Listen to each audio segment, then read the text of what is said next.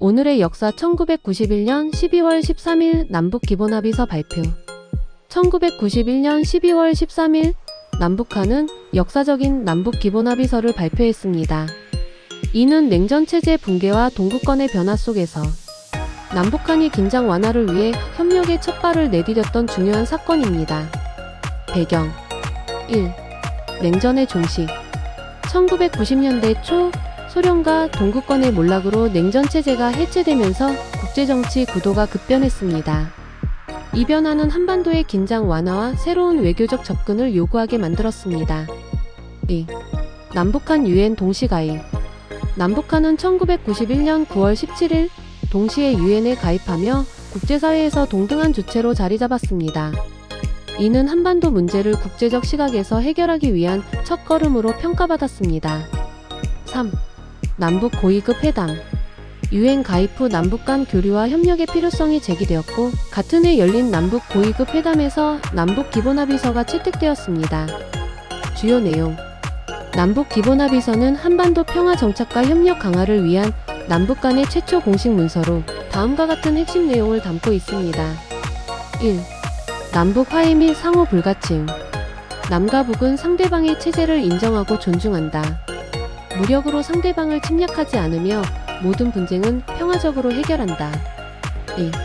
민족 내부 교류. 남북 간의 교류는 국가 대 국가가 아닌 민족 내부의 교류로 본다. 남북 관계를 단순히 외교적 관계가 아닌 특수한 민족적 관계로 규정했습니다. 3. 통일을 위한 노력. 남과 북은 통일을 위해 협력하며 서로의 체제를 인정하는 상태에서 공동의 번영을 추구한다. 4. 평화체제 구축. 군사적 신뢰 구축 조치 및 경제, 문화교류 등을 구체화하며 지속적인 대화와 협력을 약속했습니다. 의의와 평가. 1. 남북 화해의 첫걸음.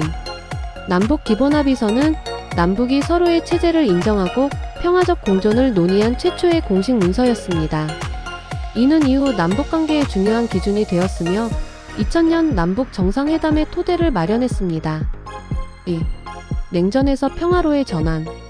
당시 전 세계적으로 진행되던 냉전 해체 흐름에 맞춰 남북도 군사적 긴장을 완화하고 경제 및 문화적 교류를 논의하며 협력의 길을 모색했습니다.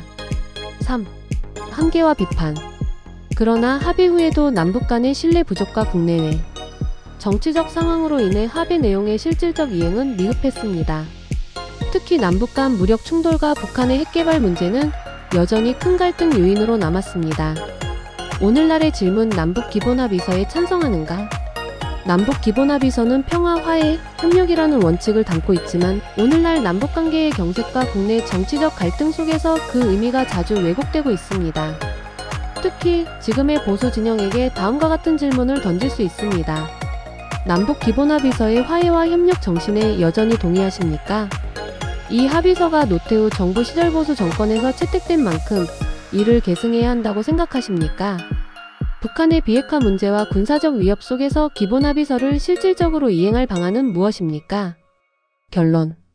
1991년 12월 13일 남북 기본합의서 발표는 남북 관계에서 중요한 전환점이자 한반도 평화와 통일을 향한 초석이 된 사건입니다. 비록 현실적인 장애와 이행 부족으로 한계를 보였지만 이는 남북 간 화해와 협력의 의지를 보여준 역사적 문서로 평가받아야 합니다.